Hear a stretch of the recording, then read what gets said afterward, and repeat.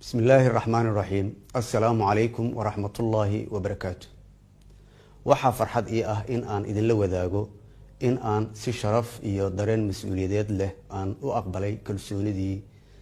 uu siiyay madaxweynaha jamhuuriyadda federaalka Soomaaliya mudane Maxamed Cabdullaahi Farmaajo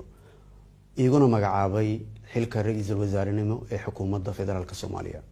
sidaa darteed waxaan doonayaa in aan codka kalsoonida weydiisto golaha shacabka